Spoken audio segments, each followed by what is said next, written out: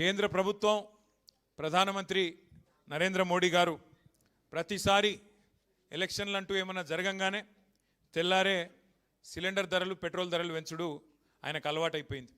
ఇలా ఇక్కడికి వస్తుంటే ఇప్పుడే వార్త వచ్చింది. దేశ చరిత్రలో వచ్చే సంవత్సరం అయితే సరిగ్గా 80 ఏళ్ళు నిండుతుంది భారతదేశానికి స్వాతంత్రం వచ్చి. 80 ఏళ్లలో ఎన్నడూ పెంచనంత పెద్ద ఎత్తున వాణిజ్య సిలిండర్ల మీద, అంటే హోటళ్లలో వాడే సిలిండర్ల మీద ఇవాళ రేట్ ఎంత పెరిగింది ఎరికేనా మీకు? తెలియదా? ఎగ్దమ్ ఒకటేసారి 993, అంటే 1000 రూపాయలు, 1000 రూపాయలు ఒక సిలిండర్ మీద పెంచి సామాన్యుడి నడ్డి విరిచి ఆ హోటళ్లలో పనిచేసే కార్మికులందరికీ ప్రధానమంత్రి గారు మేడే కానుక ఇచ్చిండు మీ అందరికీ. ఏది? 1000 రూపాయల సిలిండర్ ధర పెంపు.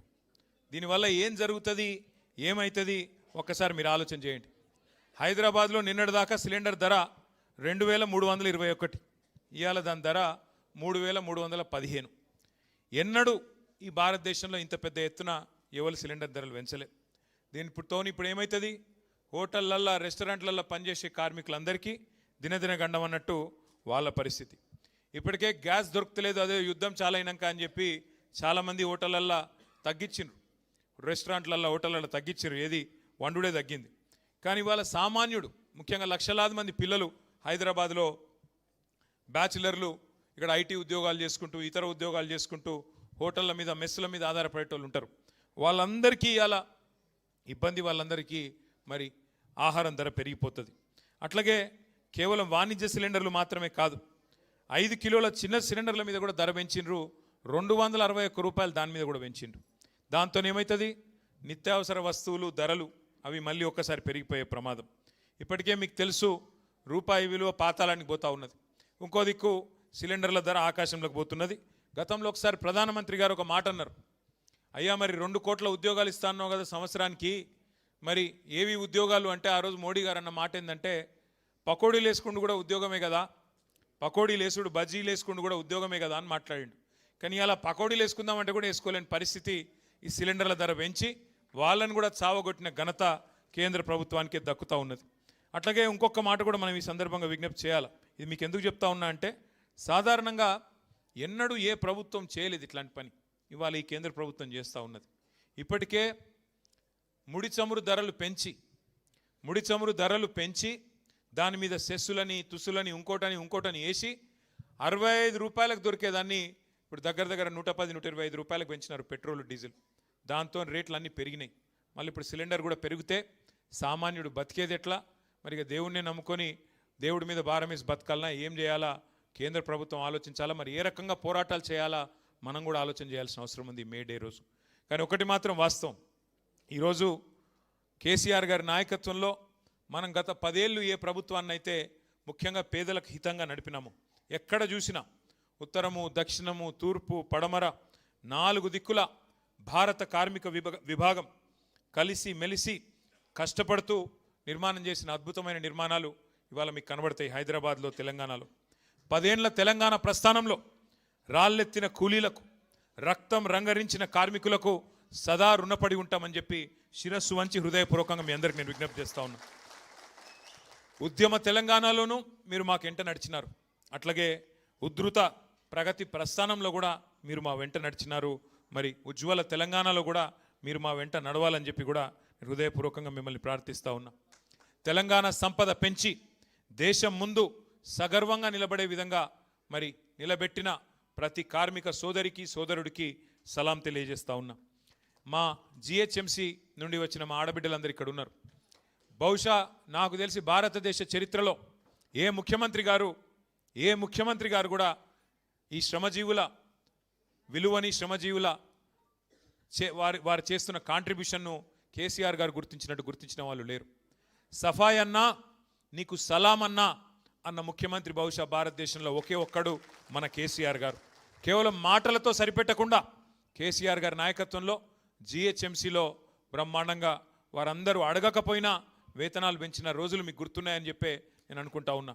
మరి 2.5 ఏళ్ళు ఏమవుతుందో నాకంటే బాగా మీకే ఎరక, ఇక నేను చెప్పను, మీకే తెలుసు ఏం చేస్తున్నారు, ఏం చేయలేకపోతున్నారు. ముఖ్యమంత్రి గారు మున్సిపల్ మంత్రి ఇప్పుడు, కానీ ఆయన ఏం మాట్లాడుతున్నారు ఎరికేనా?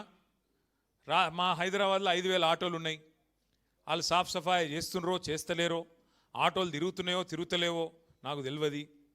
ఏది ముఖ్యమంత్రి గారు మున్సిపల్ మంత్రి ఆయన చెప్తున్నాడు వాళ్ళు చెత్త తీస్తున్నారో లేదో నాకు తెలియదు.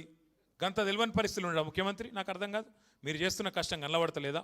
అంటే శ్రమను గుర్తించే ముఖ్యమంత్రికి, గౌరవించే ముఖ్యమంత్రికి, మీ శ్రమ విలువ తెలియని ముఖ్యమంత్రికి తేడా ఏందో కేసీఆర్ గారిని, రేవంత్ రెడ్డి గారిని చూస్తే మీకే అర్థమవుతుందనే మాట కూడా నేను మీకు ఈ సందర్భంగా విజ్ఞప్తి చేస్తూ ఉన్నా. ఇవాళ కేసీఆర్ గారి నాయకత్వంలో మిమ్మల్ని భాగస్వాములుగా చేసుకుంటూ ముందుకు నడిచినాం. మీకు యాదికుండాలి, కరోనా వచ్చినప్పుడు ఎట్లాంటి పరిస్థితి ఉండే దేశంలో, గందరగోళం ఎక్కడికక్కడ. అసలు ఎన్నడూ జీవితంలో చూస్తాం అనుకోని దృశ్యాలు చూసినాం. 100 కిలోమీటర్లు పిల్లను పాపను సంకలెత్తుకొని ఒక సూట్ కేసు మీద కూర్చోబెట్టుకొని, బస్సు దొరకపోతే, రైళ్లు లేకపోతే, లారీలు కూడా బంద్ అయితే నడుచుకుంటూ పోయిన రోజులు ఒక్కసారి గుర్తు తెచ్చుకోండి. కొంతమంది ఇక్కడి నుంచి బీహారు, ఒరిస్సా ఎక్కడెక్కడో 100 కిలోమీటర్లు పోయినారు. ఆ రోజుల్లో మరి భారతదేశంలో అయ్యా మేము మా ఊరికి పోతామంటే కేంద్ర ప్రభుత్వం వారు రైల్లో కూడా ఛార్జీలు పెట్టినారు. రైలు వేసిండ్రు కానీ ఆ రైళ్ళకు కూడా ఛార్జీలు.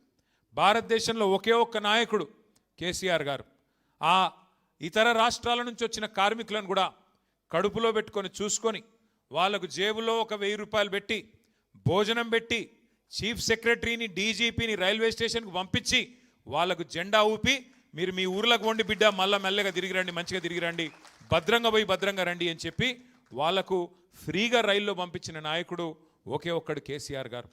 ప్రైవేట్ స్కూల్ టీచర్లను కూడా ఆదుకున్న నాయకుడు కేసీఆర్ గారు. ఒక్క మాట గుర్తు తెచ్చుకోవాలని చెప్పి నేను కోరుతా ఉన్నా.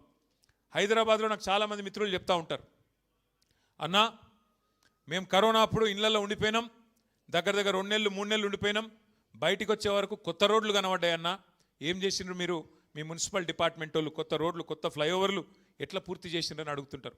ఎట్లా చేసినామంటే తెలంగాణ అంటే ప్రేమున్నోళ్ళం కాబట్టి, హైదరాబాద్ అనే ఈ మన తెలంగాణ కిరీటంలోని ఏదైతే ముఖ్యమైన కోహినూర్ లాంటి వజ్రం ఉన్నదో దీన్ని కాపాడుకోవాలన్న ఉద్దేశంతో, బాగు చేసుకోవాలన్న ఉద్దేశంతో లేబర్ క్యాంపులకు పోయి దండాలు పెట్టి బతిమలాడిన నేను. దగ్గర 10-14 లేబర్ క్యాంపులకు పోయినా నేను. ఆ రోజు అందరు వెళ్ళిపోతున్నారు కార్మికులు.